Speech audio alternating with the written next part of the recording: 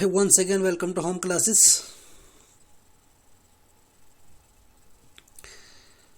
आज हम class 10 social science civics पहले यूनिट की हम थोड़ा रिवाइज स्टडी करेंगे, full revision of the chapter. हमने बेल्जियम और श्रीलंका को पहले ही कवर कर दिया है।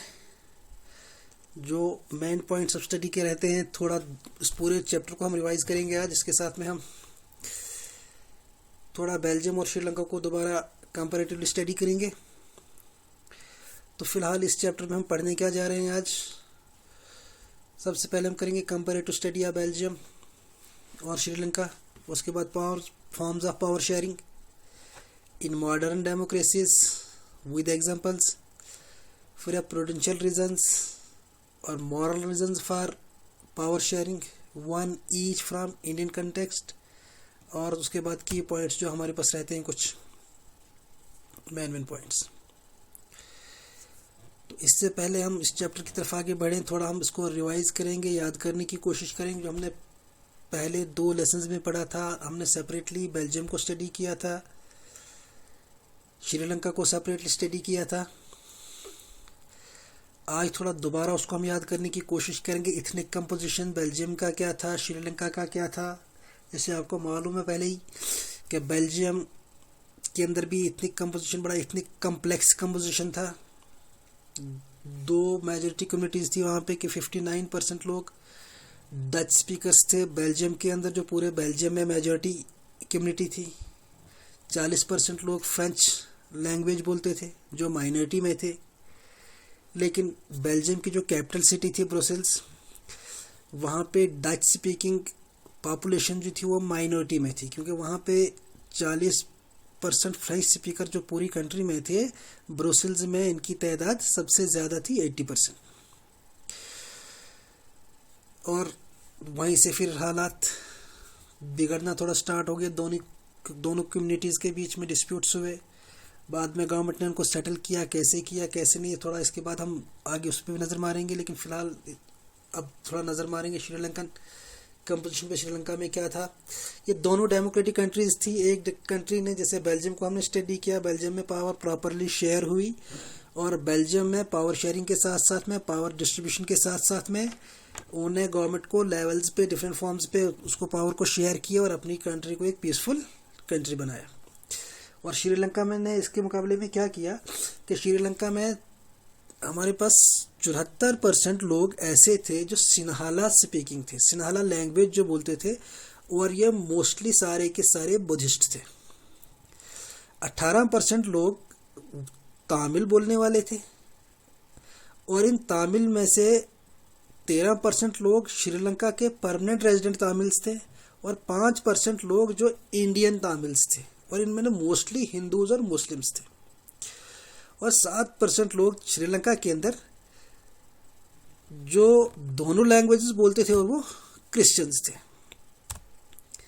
अब श्रीलंका के अंदर भी डिस्प्यूट्स बहुत ज़्यादा हुए, लेकिन श्रीलंका इन डिस्प्यूट्स के साथ कैसे टैकल कर पाया, बेल्जियम ने कैसे टैकल किया और अपनी कंट्री को सही ट्रैक पे रखा, श्रीलंका ने कैसे टैकल किया और अपनी कंट्री को किस हालत में पहुंचाया, इस दोनों को हम थोड़ा स्टडी करेंगे यहाँ पे पावर शेयरिंग में। बेल्जियम और श्रीलंका में क्या हुआ कंपैरेटिवली। जैसे बेल्जियम की पावर शेयरिंग में क्या हुआ कि बेल्जियम की हुकूमत में जब वहाँ पे पावर शेयरिंग हुई, और श्रीलंका में मेजॉरिटेरियनिज्म रहा। मेजॉरिटेरियनिज्म होता है कि जब एक कम्युनिटी अगर उसकी तादाद ज़्यादा है तो अपने तरीके से, अपने आप को देखते हुए, अपनी बेनिफिट्स को देखते हुए, कि बाकी कम्युनिटीज़ के ऊपर वही चीज़ें इम्पोज करना चाहिए, अपने तरीके से जैसे चाहे वो हुकूमत चलाई। उसको कहते हैं मेजॉरिटेरियनिज्म, कि एक हुकूमत जो सिर्फ मेजॉरिटी की तरफ ही ज़्यादा ध्यान दे, बाकी माइनॉरिटी कम्युनिटीज़ जितनी भी हैं उनको इग्नोर करे।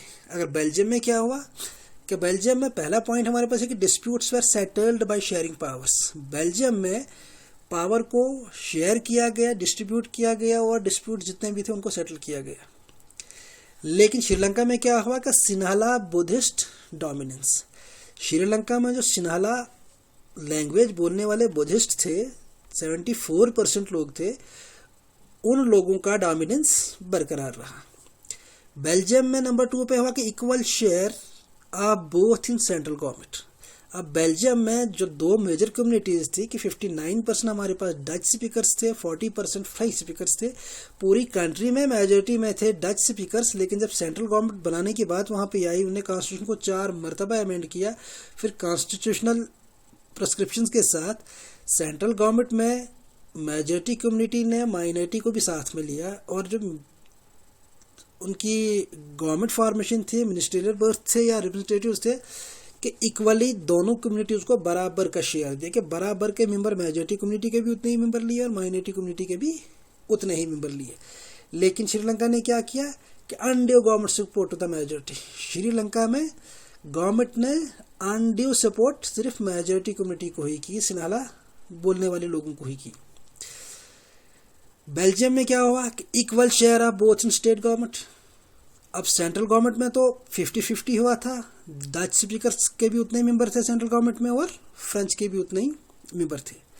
अब बेल्जियम में स्टेट गवर्नमेंट जिस लेवल पे बनी वहाँ पे भी ऐसा ही हुआ, चाहे मेजॉरिटी स्टेट के अंदर एक की हो या दूसरे की हो, लेकिन मेंबर्स दोनों कम्युनिटीज के बराबर रहेंगे डिसीजन मेकिंग में।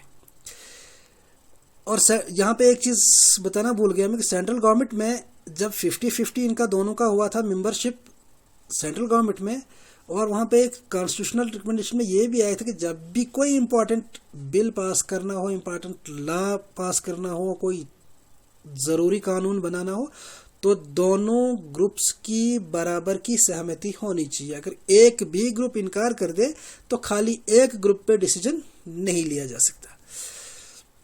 और फिर स्टेट्स में भी बराबर बांट दिए पावर्स माइनॉरिटी और मेजॉरिटी के बीच में। लेकिन श्रीलंका में क्या हुआ कि श्रीलंका में ऐसा बिल्कुल कुछ नहीं हुआ। श्रीलंका में गवर्नमेंट ने मेजॉरिटी की सपोर्ट की और माइनॉरिटी ने, उसके बाद माइनॉरिटी को ऐसा लगा कि हम एलिनेटेड है, यहाँ पे हमारी कोई परवाह किसी को नहीं है, हमें इग्नोर किया जा रहा, तो माइनॉरिटी ने डिमांड की इक्वल राइट्स की। उसके बाद गवर्नमेंट ने क्या किया कि गवर्नमेंट कंटिन्यूड मेजोरिटीज़म। माइनॉरिटी की डिमांड को ना मानते हुए सरकार ने श्रीलंका में वही जो अपना प्रोसेस पहले ही डोमिनेंस का चल रहा था, मेजोरिटेरियन डोमिनेंस का, वो कंटिन्यू चलता रहा। और उसके बाद तामिल्स डिमांडेड सेपरेट नेशन। अब डिस्प्यूट्स तो दोनों जगहों पे थे, लेकिन एक कंट्री अपने डिस्प्यूट्स को प्रॉपरली सेटल कर रही है, दूसरी कंट्री श्रीलंका, दोनों डेमोक्रेटिक कंट्रीज थी, लेकिन श्रीलंका एक कम्युनिटी को ज़्यादा फेवर करते हुए अपने देश के हालात को काफ़ी हद तक बिगाड़ने में कामयाब हो रही है, और उसी के देश के अंदर रहती हुई एक माइनॉरिटी कम्युनिटी उनको एक सेपरेट नेशन की डिमांड कर रही है। ठीक।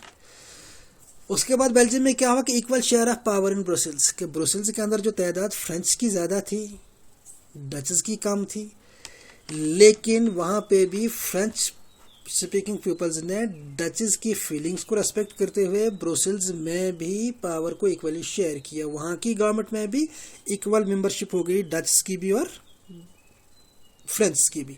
अब फ्रेंच स्पीकर्स ने यहाँ पे यह बात को इसलिए माना था क्योंकि सेंटर में डच स्पीकिंग पीपल्स ने पहले इस चीज़ को एक्सेप्ट किया था कि हम 50-50 पावर शेयर करेंगे, बराबर हम हुकूक देंगे दोनों कम्युनिटीज़ को। और finally power sharing at local level of the government. और बेल्जियम में एक तीसरी किस्म की भी सरकार बन गई, लोकल गवर्नमेंट।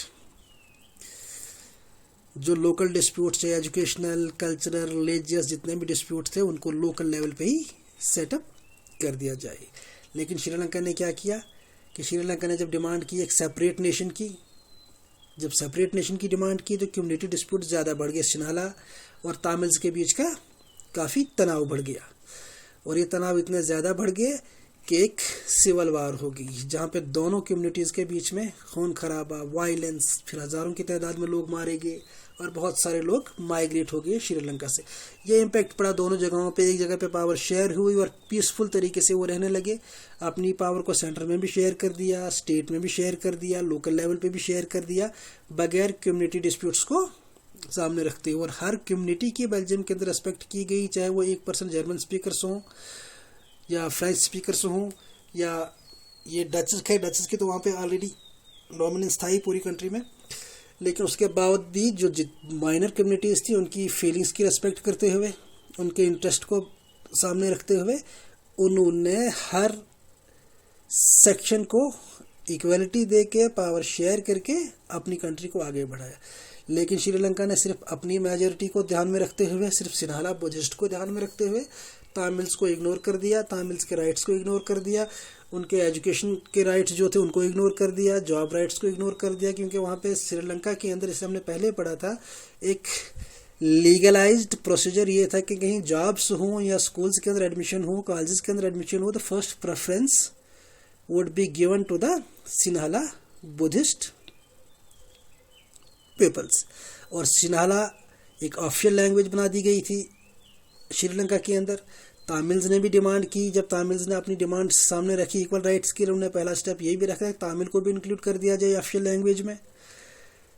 लेकिन श्रीलंका की सरकार ने चीज़ों को मानने से इनकार कर दिया और अपना जैसा रवैया था वैसे ही चलता रहा और अपनी कंट्री को एक सिविल वार में झोंक दिया, लड़ाई झगड़े में झोंक दिया और डेमोक्रेसी से कहाँ तक पहुँच गई और बहुत हज़ारों की तादाद में लोग मरे और बहुत सारे लोग वहाँ से भाग के दूसरी जगहों के लिए चले गए।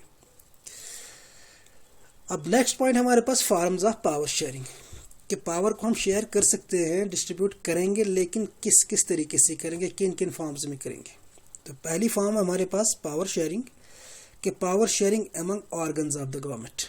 पहले पावर को डिस्ट्रीब्यूट कर सकते हैं हम, पावर को शेयर कर सकते हैं हम गवर्नमेंट के ऑर्गन्स के अंदर।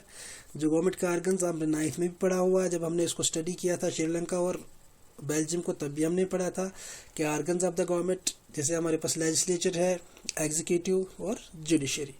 उसके बाद इन तीनों ऑर्गन्स के अंदर हम पावर को डिस्ट्रीब्यूट करेंगे, क्योंकि इस सिस्टम में चेक्स एंड बैलेंस भी रहता है, क्योंकि जुडिशरी दोनों को प्रॉपरली चेक करती है कि लैप्सेस कहाँ पे हैं, अच्छा काम कहाँ पे, और जहाँ पे कोई कमी लगे उसको तो सुप्रीम कोर्ट वहाँ पे इंटरप्ट करके उन चीज़ों को ठीक करवा सकती है। Number 2, power sharing among different levels of the government. अब बहुत सारे लेवल्स ऑफ द गवर्नमेंट के, जैसे हमारे पास सेंट्रल गवर्नमेंट है या स्टेट गवर्नमेंट है या उसके नीचे कोई लोकल गवर्नमेंट है, जैसे बेल्जियम में हमने लोकल गवर्नमेंट को पढ़ा था, स्टेट गवर्नमेंट को देखा था। उसके बाद power sharing among social groups, बहुत सारे सोशल ग्रुप्स के अंदर भी पावर को शेयर किया जा सकता है। And power sharing among political parties, और पॉलिटिकल पार्टीज के अंदर भी पावर को शेयर करना। जैसे हमारे पास बहुत सारी एग्जांपल्स होती है कोलिशन गवर्नमेंट की, क्या इलेक्शन के टाइम जब एक किसी पार्टी को मेजॉरिटी नहीं आती है, उनको लिमिटेड सीट्स जितनी चाहिए अपनी हुकूमत बनाने के लिए नहीं आती हैं, तो किसी दूसरी पार्टी के साथ मिल के, जिनका साथ उनका माइंडसेट एक जैसा हो, उनके एजेंडे एक जैसे हों, ताकि वो दोनों पार्टीज मिलकर पावर को शेयर करके लोगों को एक अच्छी गवर्नमेंट दे सकते हैं। तो मेन 4 लेवल्स हमारे पास जिनके अंदर हम पावर को, जिन स्टेप्स 4 स्टेप्स के अंदर हम पावर को प्रॉपर्ली शेयर कर सकते, डिस्ट्रीब्यूट कर सकते हैं डेमोक्रेटिक सेटअप को बैलेंस में रखने के लिए। तो पहले को हम स्टडी करेंगे the forms of power sharing among different organs of the government, जैसे लेजिस्लेचर, एग्जीक्यूटिव एंड जुडिशरी। इसको हम बोलते हैं एक पावर शेयरिंग, एक हॉरिजॉन्टल पावर शेयरिंग, कि एक ही जगह पे 3 ऑर्गन्स हैं और अपनी अपनी पावर को इस्तेमाल करेंगे। जैसे नीचे देखेंगे पहला पॉइंट हम कि each of these organs is placed at the same level to exercise different powers, कि हर ऑर्गन इनमें से, कि each of these organs is placed at the same level, एक ही लेवल पे है ये, लेकिन मुख्तलिफ पावर्स को एक्सरसाइज करेंगे। Number 2, none of them has unlimited power that maintains balance, इनमें से किसी के पास भी अनलिमिटेड पावर नहीं है, कि लिमिटेड है सबके पास।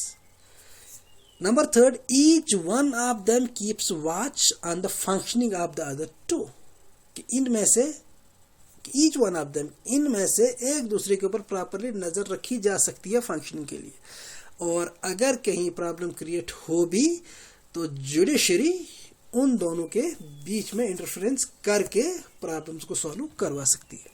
Hence it is called check and balance system. इसको हॉरिजॉन्टल पावर सिस्टम भी कहते हैं, पावर शेयरिंग भी कहते हैं, और दूसरा check and balance system of power, कि यहाँ पे प्रॉपर चेक भी होता है और पावर बैलेंस में रहती है, क्योंकि खतरा रहता है जुडिशरी का, लेजिस्लेचर, एग्जीक्यूटिव, जुडिशरी तीनों का बीच में इंटरलिंक्ड है, तो यहाँ पे एक दूसरे के ऊपर नज़र रखी जा सकती है कि पावर को प्रॉपरली एक्सरसाइज किया जा रहा है या नहीं किया जा रहा। चेक्स एंड बैलेंसेस कंटिन्यू रहते हैं।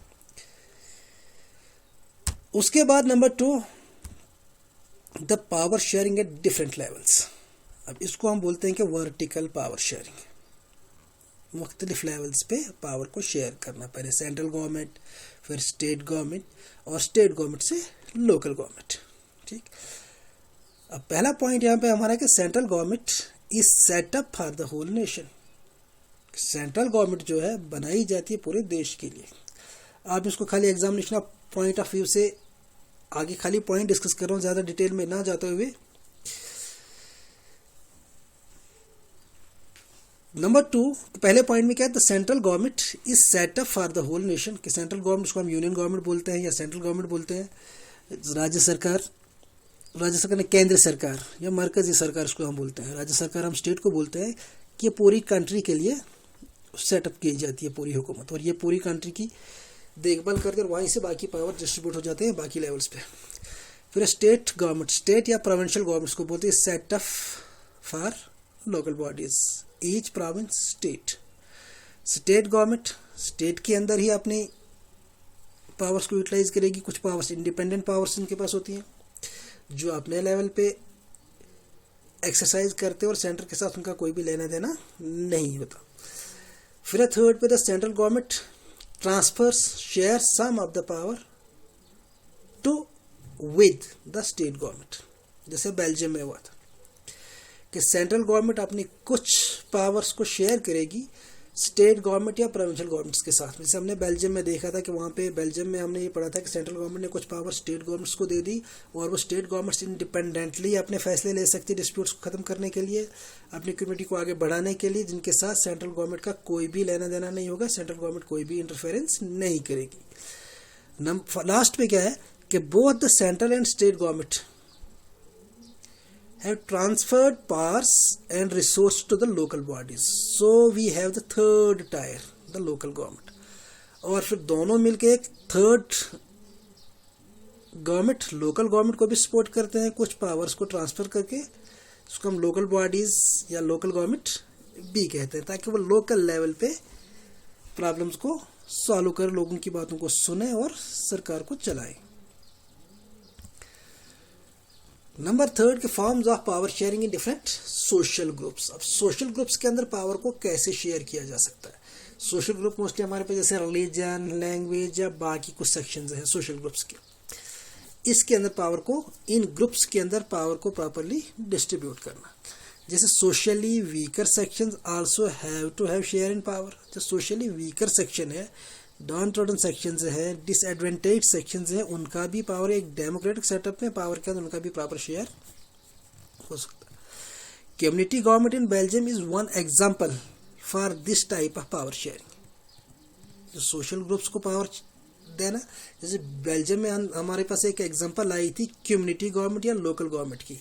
Community government in Belgium is one of the example for this type of power sharing. उन्होंने जो डिस्प्यूट्स लोकल लेवल पे थे, चाहे किसी कम्युनिटी का एजुकेशनल हो, अपने रिलीजन के तरीके से हो, या कल्चरल डिस्प्यूट्स हो, या कुछ ऐसे इश्यूज हो, तो उनको इन लोकल लेवल्स पे कम्युनिटी लेवल पे इनको डिस्ट्रीब्यूट करके, पावर को शेयर करके, हर बंदा अपनी कम्युनिटी पे, अपने सोशल ग्रुप को एड्रेस कर सकता है। जैसे हिंदुस्तान के अंदर इस पावर शेयरिंग का नाम हम देते हैं reservation. In India it is done by the way of reservation. जैसे एससीज को, एसटीज को, बाकी लोगों को reservation in elections. Number 4 the constituencies and seats are reserved for women, एससीज एंड एसटीज। जैसे इलेक्शन के टाइम पे कॉन्स्टिट्यूएंसीज में भी बहुत सारी सीट्स रिजर्व होती हैं फॉर वुमेन, एससीज and STs. Thus power is shared among different social groups. ऐसे बहुत सारे सोशल ग्रुप्स के अंदर पावर को प्रॉपर्ली शेयर किया जा सकता है। जैसे लास्ट टाइम आपने देखा होगा पंचायत इलेक्शन में, जो लोकल बॉडीज़ के इलेक्शन हुए थे, पंचायत इलेक्शन में भी कुछ सीटें रिजर्व थी हमारे पास फीमेल्स के लिए, चाहे वार्ड मेंबर के लिए हो या सरपंच के लिए हो। या फिर जो लास्ट टाइम इलेक्शन हुए थे हमारे जम्मू कश्मीर असेंबली के लिए, तो वहाँ भी कुछ सीटें रिजर्व थी हमारे पास शेड्यूल कास्ट्स के लिए। तो ऐसे ही सोशल ग्रुप्स के अंदर पावर को रिजर्वेशन के तौर पे हिंदुस्तान में शेयर किया जाता है।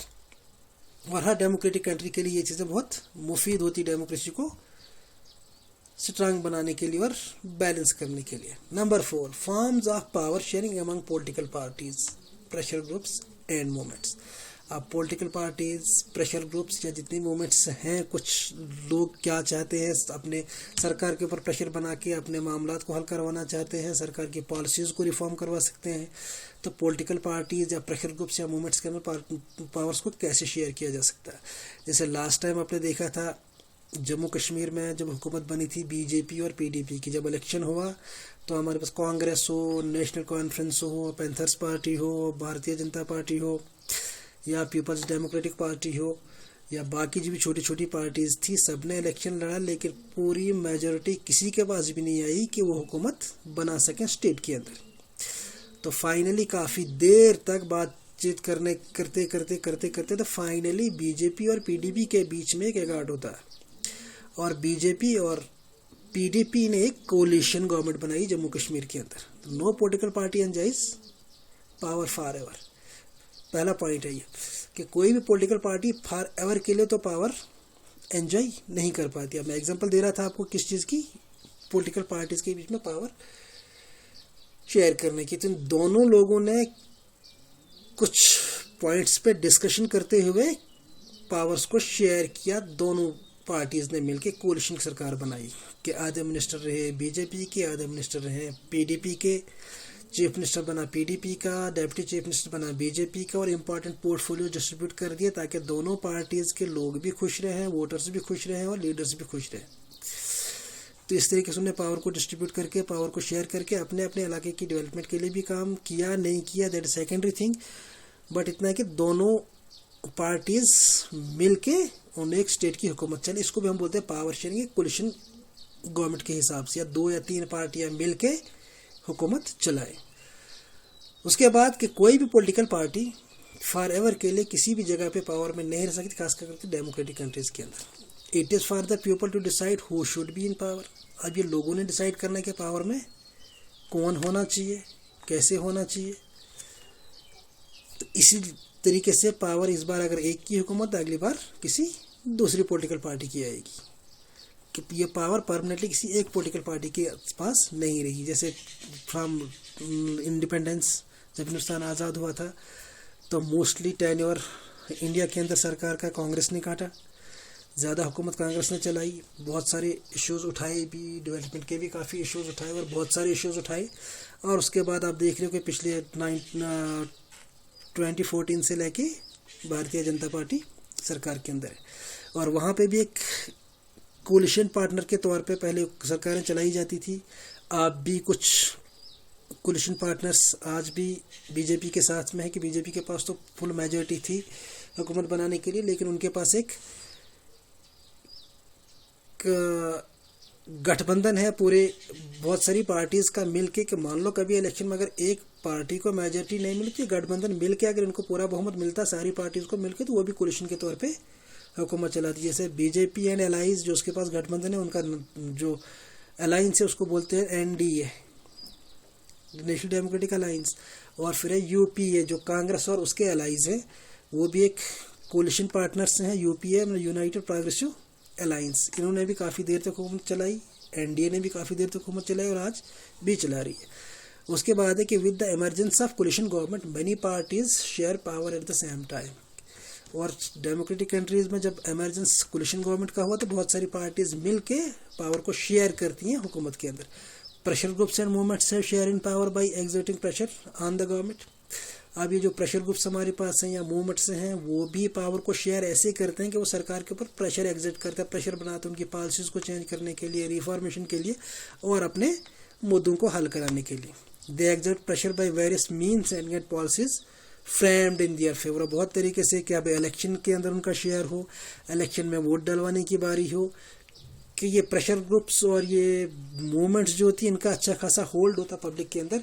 और ये सब जो सरकार, मौजूदा सरकार हो या कोई पॉलिटिकल पार्टी हो, उनके ऊपर प्रेशर इतना जनरेट करती है, इतना प्रेशर एग्जर्ट करती है कि अपने फेवर में पॉलिसीज बनवाती है, ताकि आगे जाके वो इलेक्शन में ये लोग उनका साथ दे, चाहे कोई प्रेशर ग्रुप हो या मूवमेंट हो। फिर एक जो पॉलिटिकल पार्टी इनके फेवर में काम करे उसके लिए आगे इलेक्शन में काम कर सकते हैं। अब थोड़ा ये समरी है पावर शेयरिंग डिफरेंट लेवल्स पे, जो हमने 4 लेवल्स पढ़े, उन्हीं 4 लेवल्स के अंदर थोड़ा ही कंप्लीट समरी है। जैसे हम पहले लेंगे तो amongst different organs of the government legislature, executive and judiciary. इसको हम बोलते हैं horizontal distribution. It is allows different organs to exercise different powers, क्योंकि एक ही लेवल के ऊपर डिफरेंट ऑर्गन्स को अलाउ करती है डिफरेंट पावर्स को शेयर करने की। No organ gets unlimited power. ये horizontal form of power sharing है, इसमें कोई भी ऑर्गन अनलिमिटेड पावर इस्तेमाल नहीं कर सकता। Each organ checks the other. Horizontal power sharing में हर ऑर्गन एक दूसरे के ऊपर चेक करेगा, इसीलिए इसको बोलते हैं चेक्स एंड बैलेंस। और चेक करने का रिजल्ट क्या होता है? बैलेंस इन पावर। जब एक दूसरे को चेक करेंगे तो पावर हमारे पास बैलेंस ही रहेगी। कोई भी बंदा अनलिमिटेड पावर का इस्तेमाल नहीं करेगा, ना एक्सरसाइज करेगा। ऑल मिनिस्टर, जैसे हॉरिजॉन्टल पावर शेयरिंग में all ministers, government officials responsible to parliament और स्टेट असेंबलीज। कोई भी मिनिस्टर हो या गवर्नमेंट ऑफिशियल हो, चाहे अगर सेंट्रल गवर्नमेंट का है तो वो सेंट्रल गवर्नमेंट के लिए रिस्पॉन्सिबल है, पार्लियामेंट के लिए रिस्पॉन्सिबल है, और स्टेट गवर्नमेंट वाला स्टेट असेंबलीज के लिए रिस्पॉन्सिबल है। जजेस can also check the work of other organs. अब जो जजेस है, जुडिशियल सिस्टम है, वो बाकी ऑर्गन्स को प्रॉपरली चेक कर सकते हैं। A system of checks and balance. Horizontal distribution of power में इस सिस्टम है चेक्स एंड बैलेंस का, प्रॉपर वे से चेक किया जाए और पावर को बैलेंस में लाया जाए। कहीं पे कोई गलत चीज़ हो रही है तो जुडिशरी उसको इंटरफेरेंस करके उस गलत चीज़ को ख़त्म करवा सकती है। अब amongst government at different levels. अब डिफरेंट लेवल्स पे जो पावर हमारे पास शेयर होती है, जैसे a general government for the entire country called central, and government at the provincial regional level federal government. कि पहले सेंटर और स्टेट के लेवल के बीच में सरकार को ये पावर्स को डिस्ट्रीब्यूट करना है up to local levels.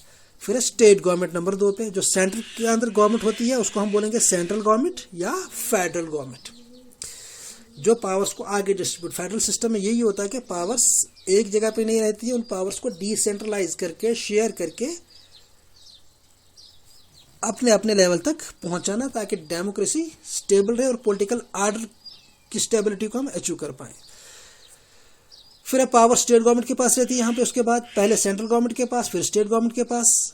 Constitutional distribution of powers to the state and centre.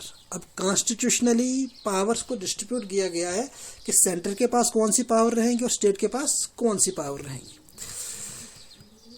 फिर same with panchayat and municipalities. कुछ पावर्स पंचायत के पास और म्यूनसिपैलिटीज़ के पास हैं। जैसे लास्ट टाइम यहाँ पे पंचायत इलेक्शंस हुए थे, इस बार फिर बीडीसी के इलेक्शंस हुए, ब्लॉक डेवलपमेंट काउंसिल के। फिर म्यूनसिपैलिटी के इलेक्शंस, जहाँ पे सरपंच, चेयरमैन, इनको भी पावर दी गई कि अपने अपने गाँव में, अपने अपने वार्ड में लोगों की प्रॉब्लम्स को सुने, उनको सरकार तक आगे पहुँचाएँ एक प्रॉपर चैनल। इनके पास भी कुछ पावर्स हैं, जैसे काफ़ी देर से चलता आ रहा जो हमारे पास ये कुछ सेंटर्स वगैरह चलते हैं, जैसे आंगनवाड़ी सेंटर्स हैं, प्राइमरी स्कूल्स हैं।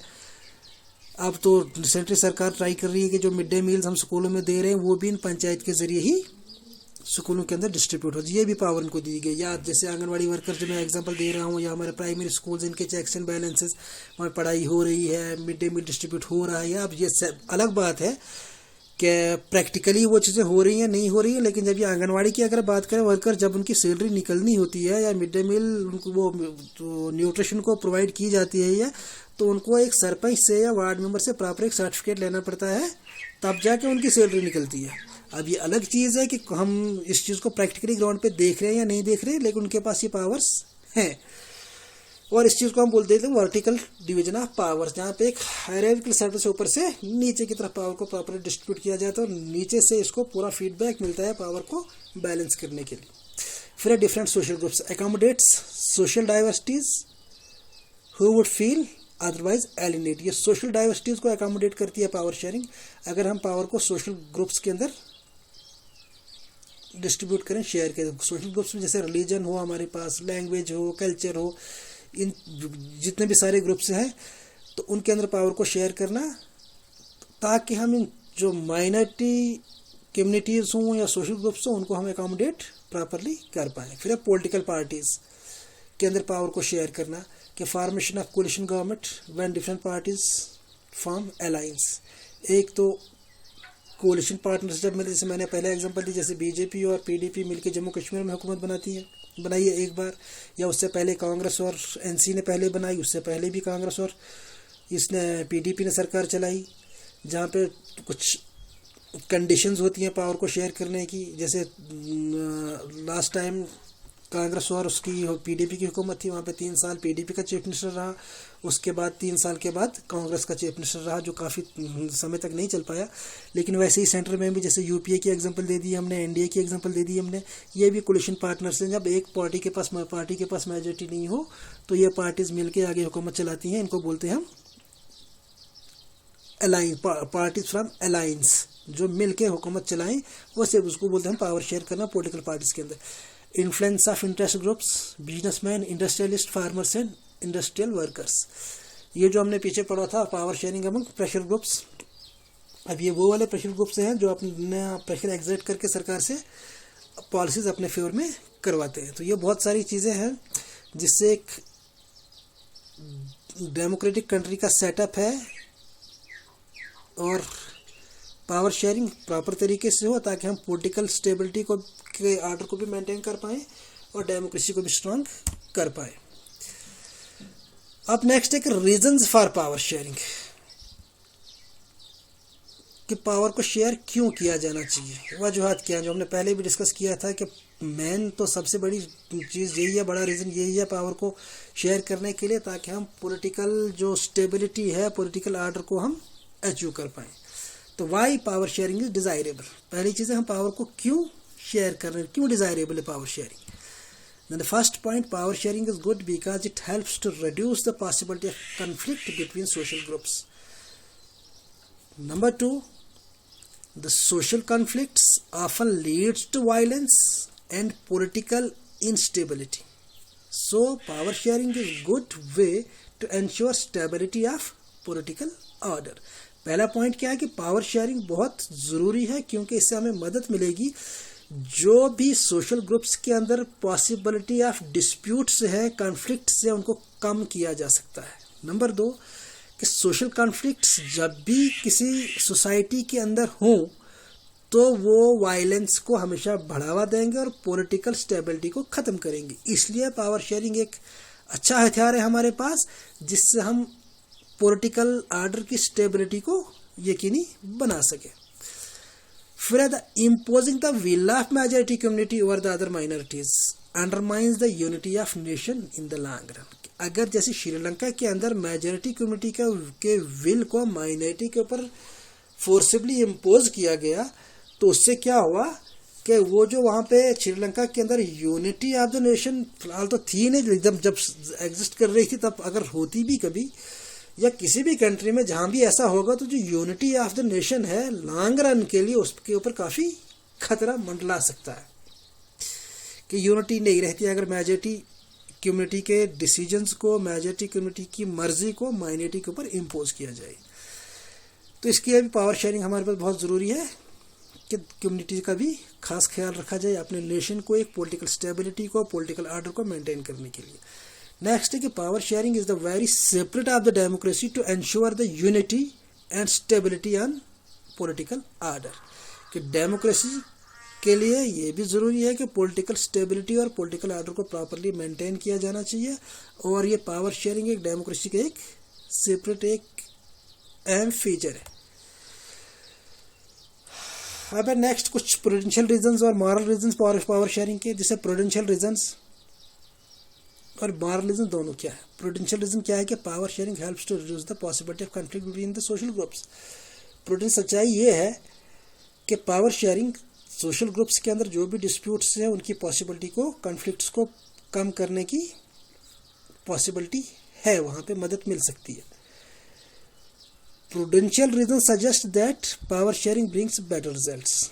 और दूसरी सच्चाई ये भी है कि अगर पावर्स को बांट दिया जाए, डिसेंट्रलाइज कर दिया जाए, डिस्ट्रीब्यूट कर दिया जाए, शेयर कर दिया जाए, तो हमारे पास नतीजे डेमोक्रेसी में अच्छे आ सकते हैं, कि हर वर्ग इससे खुश रह सकता है। अब मॉरल रीजंस क्या है कि power sharing is the separate of democracy. Democracy involves mutual decisions where people need to be consulted on how they are to be governed. Number 2 के moral reason suggest that power sharing is very valuable feature of modern democracy, कि power sharing के बगैर हम democracy को democracy कह ही नहीं सकते। अगर वहाँ पे पावर शेयर नहीं हो रही है, लोगों का ख्याल नहीं किया जा रहा है, लोगों की भावनाओं का, लोगों की फीलिंग्स का, उनकी इंटरेस्ट को अगर रिस्पेक्ट नहीं दी जा रही, दैट मीन्स डेमोक्रेसी डामाडोल है। अब है इंडियन कॉन्टेक्स्ट से एक एक रीज़न आपको जो एग्जामिनेशन पॉइंट ऑफ व्यू से है कि one prudential reason and one moral reason for power sharing from the Indian context. ये एग्जामिनेशन पॉइंट ऑफ व्यू से, और मैंने उतना ही लिया हुआ एक एक पॉइंट करके, ताकि एग्जाम में आप इसको इजीली लिख सको। और कोशिश करना एग्जाम में, जैसे जो भी क्वेश्चन आपके पास आता है एग्जाम में, आप उसको अगर मान लो 2 नंबर का या 3 नंबर का क्वेश्चन आपके पास हो तो एटलीस्ट कोशिश करो 3 पॉइंट्स लिखने की। 2 नंबर को तो 2 पॉइंट्स लिखने की पूरी कोशिश करो। जितने नंबर का क्वेश्चन है उतने पॉइंट्स लिखने की कोशिश करनी है। तो प्रूडेंशियल रीजन क्या है फ्रॉम इंडियन कंटेक्स्ट और moral reason from Indian context. पहले प्रूडेंशियल का हम देखें कि prudential reason stresses that power sharing will out better outcomes, कि पावर शेयरिंग से हमारे पास आउटकम जो अच्छी हो सकती है, based on the careful calculation of gains and losses. और इंडियन कंटेक्स्ट में क्या है prudential reason, in India reservation of constituencies for minorities and women extra are the prudential reason for power sharing. कि पावर शेयरिंग हिंदुस्तान के अंदर जो एक example है, जो कॉन्स्टिट्यूएंसीज के अंदर एक रिजर्वेशन है वुमेन्स के लिए या एसटीज के लिए, वो एक प्रूडेंशियल रीजन माना जाता है पावर शेयरिंग के लिए। फिर moral reasons are purely based on the moral concentration as the basic spirit of the democracy.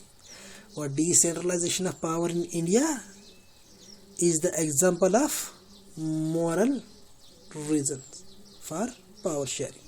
The decentralization of powers.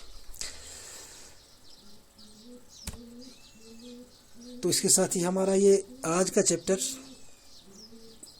और आज के चैप्टर के साथ में पूरा हमारा ये सिविक्स का पहला चैप्टर पावर शेयरिंग ख़त्म हो जाता है। इसको हमने कंपैरेटिव स्टडी भी किया, रिवाइज भी किया, जो आपने पीछे पढ़ा था वो भी। आप कुछ आंसर क्वेश्चन हैं वो आपको टेक्स्ट बुक से या मैं जो आप नोट्स कंप्लीटली प्रिपेयर करके प्रोवाइड कर रहा हूँ इसके साथ साथ में ही, तो आप वहाँ से उसको देख के डाउनलोड करके उसको इजीली लर्न कर सकते हैं। तो आज का लेसन हमारा ख़त्म होता है। इसके साथ थैंक यू। होम क्लासेस के लिए एक अच्छा इनिशिएटिव हमारे स्कूल एजुकेशन डिपार्टमेंट ने चलाया हुआ है, और हम भी इस मुहिम में जुड़ के कोशिश कर रहे हैं कि आप लोगों का लॉस ना हो, बच्चों का लॉस ना हो, क्योंकि स्कूल सारे बंद पड़े हुए हैं। तो किसी न किसी तरीके से आपका यह बर्डन थोड़ा कम किया जाए, आपको उस पढ़ाई के साथ कनेक्टेड रखा जाए। और आपको इस होम क्लासेस के लिए, चाहे आपको साइंस हो या बाकी सब्जेक्ट्स के जितने भी लेक्चर्स हैं, हम कोशिश करते हैं कि हमारे पास जो भी लेक्चर आता है हम उसको अपलोड कर देते हैं यूट्यूब के ऊपर। एक चैनल है हमारा इनसाइटफुल ब्रेन्स होम क्लासेस, जहाँ पे आपको सारे लेसन्स मिलेंगे 9th to 12th जो हमारे पास आ रहे हैं। अगर इस पे आप मटेरियल डाउनलोड करना चाहते हो या वीडियो देखना चाहते हो लेक्चर्स का, वो भी आपके पास अवेलेबल होगा यूट्यूब पे भी और फेसबुक ग्रुप पे भी होम क्लासेस। अगर आपको मटेरियल डाउनलोड करना है या जो स्लाइड्स हम प्रेजेंट करते हैं यहाँ पे एक वीडियो बना के, तो अगर आपको ये स्लाइड्स चाहिए, प्रेजेंटेशन चाहिए, तो आप स्लाइड शेयर पे जाके इनको डाउनलोड कर सकते हो slideshare.net। और अगर आपको डिटेल्स नोट्स चाहिए तो आपको फेसबुक पेज पे भी मिल जाएंगे, ये फेसबुक ग्रुप में भी। और उसके अलावा भी अगर आपको कुछ और आप विज़िट कर सकते हो तो इनसाइट होम क्लासेस या insighthomeClass.blogspot.com, यहाँ पे हर सब्जेक्ट के सारे नोट्स अवेलेबल हैं। आप इजीली उनको एक्सेस करके डाउनलोड करके अपना काम निकाल सकते हो। उसके साथ ही थैंक यू वेरी मच। और अगला चैप्टर लेके हम फिर आपके साथ हाजिर होंगे। हम जल्दी कोशिश करेंगे कि अगला चैप्टर हम किसी और सेक्शन से उठाएं और आपकी हेल्प करें। तो thank you once again, thank you very much. Stay home, stay safe.